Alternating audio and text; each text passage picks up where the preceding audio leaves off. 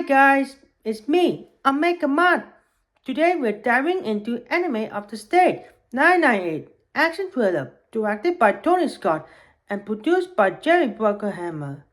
The film stars Will Smith as Robert Clayton Dean, a Washington D.C. lawyer whose life is turned upside down when he unwittingly comes into possession of evidence exposing a political assassination orchestrated by the NSA.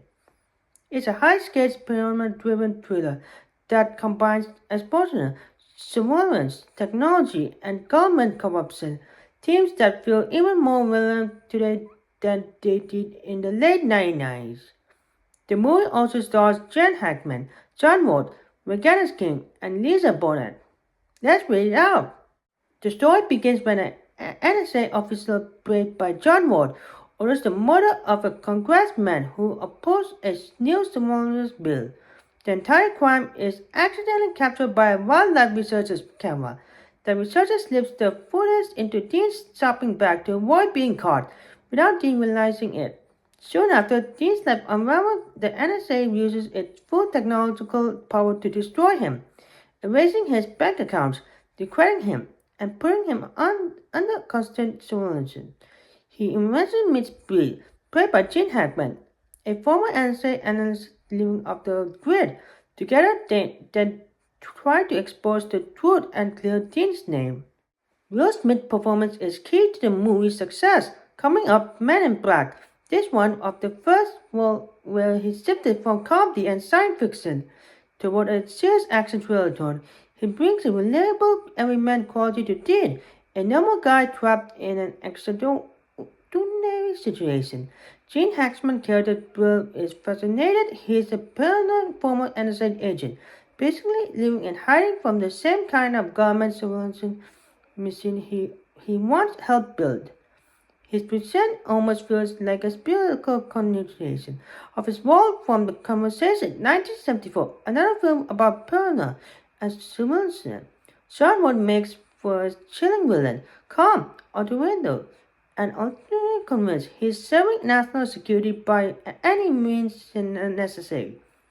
His character adds a layer of realism to the movie's deception of moral composure in government intelligence. One of the major themes in Anime of the State 998 is privacy versus security. The film asks how much personal freedom are we willing to sacrifice for safety.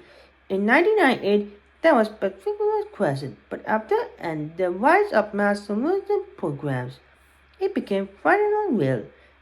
The movie foreshadows the modern surveillance state, from phone tapping and physical recognition to GPS tracking and data collection. It particularly predicted what Edward Snowden revealed in 2013 about the NSA's mass data gathering. It also touches on power and accountability. The film shows how easily technology can be evolved when concentrated in the wrong hands. Once the NSA turns in tools inward against citizens, there's almost no way to fight back. And beneath the politics, there's also a personal story about how someone destroys privacy, relationship, and identity.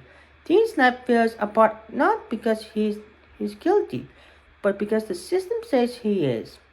Tony Scott's direction gives the film a hyperactive and energetic style. He uses fast cuts, multiple camera angles, and stage light imaginary to make the audience feel constantly watched, mirroring the simulation type visual.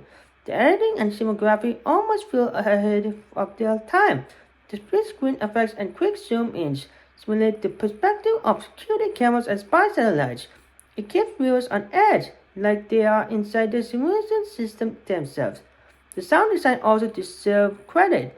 The constant hum of technology, clicking of cameras, and bursts of static create a tense atmosphere, combined with Trevor Rabbit and Harry Gregson Williams' score. It feels both thrilling and unnerving. With Enemy of the State came out in 1998, most people saw it as science fiction or at least an exaggerated Hollywood fantasy. But over the next 2 decades, real-world events caught up to the movie. The Patriot Act expanded government surveillance powers dramatically, almost echoing the movie's plot. And today, with smartphones GPS and L tracking, Enemy of the State 998 feels less like fiction and more like a warning we ignored. It also predicted the way information can be weaponized. In the film, a few keystroke can ruin someone's life, delay their credit, fake evidence, or rewrite their history. That's basically what we see now with digital identity theft and deepfakes. The movie message remains clear. Technology isn't inherited evil, but without transparency and oversight, it can become a tool of oppression. In a world where data is the new power, Enemy of the State 998 feels eerily timeless. To wrap up, Enemy of the State 998 is more than just a late 90s action thriller.